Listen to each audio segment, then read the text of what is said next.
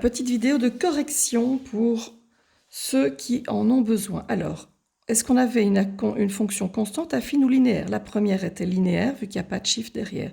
La deuxième est constante, vu qu'il n'y a qu'un chiffre. Celle-là est linéaire, elle passe par le 0. Celle-ci est constante, puisque le prix est de 175 €. Et celle-là est linéaire. Bon, il y en a qui ont dit ni l'un ni l'autre, mais c'est plutôt linéaire, vu que si j'achète 3 boules, je paierai 3 fois plus cher qu'une boule. Ici, est-ce qu'elles sont croissantes ou décroissantes? Elles étaient toutes les trois croissantes, puisque j'ai un nombre positif devant. J'ai un nombre positif devant, et ici, je vois qu'elles montent. Ici, on observe et on complétait. Alors, pour trouver f de moins 1, je sais que le moins 1, je rappelle que c'est f de x égale y. Donc là, j'ai le x qui est moins 1. Je regarde à quel y je suis. Je suis bien à 1,5 ou à 0,5. Là, c'est le contraire. Je regarde quel est celui qui est à y0, donc qui est en ordonnée à 0. C'est ce point-ci, et ce point-ci, il est à l'abscisse moins 2. Je complétais tous les points, abscisse moins 2, ordonnée 0. Je complétais les points, je complétais. Je remarquais que quand je montais de 1, eh bien, je montais de 0,5.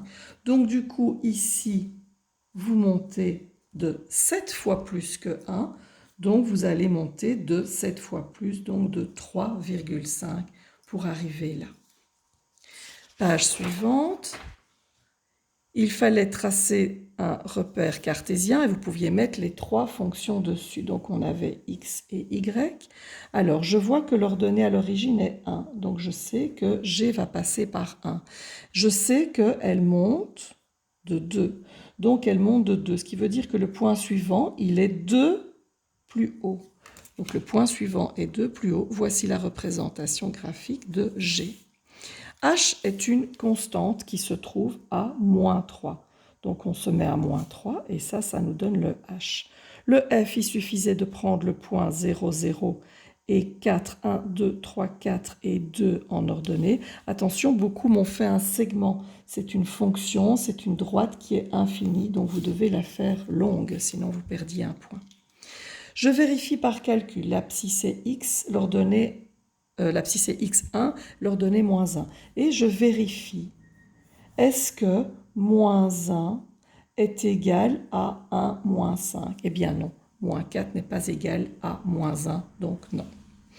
Ici, petites erreurs sur l'exercice 5, il faut trouver la pente. Donc si je prends un point, ça c'est déjà l'ordonnée à l'origine, donc c'est le 3. Pourquoi l'ordonnée? Parce que je suis sur l'axe des ordonnées et au-dessus de l'origine. Je regarde la pente en regardant le point suivant. Le point suivant est ici et je vois que je suis descendu de 2. Ici, la pente, elle est devant le x et l'ordonnée à l'origine, c'est le nombre tout seul.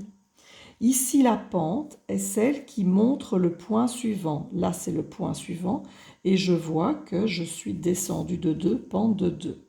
Par contre, l'ordonnée à l'origine est bien le 7, c'est-à-dire que c'est l'ordonnée au niveau de l'origine, donc au niveau du 0. Je continue, je vois pour la droite F que je passe à l'ordonnée moins 3, donc c'est moins 3. Si je prends ce point et que je prends le point suivant, je vois que je suis descendu de 2, donc moins 2x moins 3.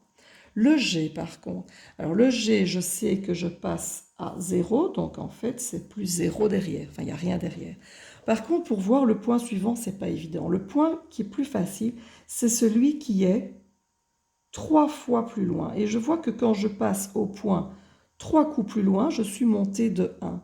Mais donc si je suis monté de 1, ça veut dire que je suis monté de 1 tiers, 1 tiers, 1 tiers, vu qu'il y a 3 segments. Donc du coup, la pente était bien de 1 tiers.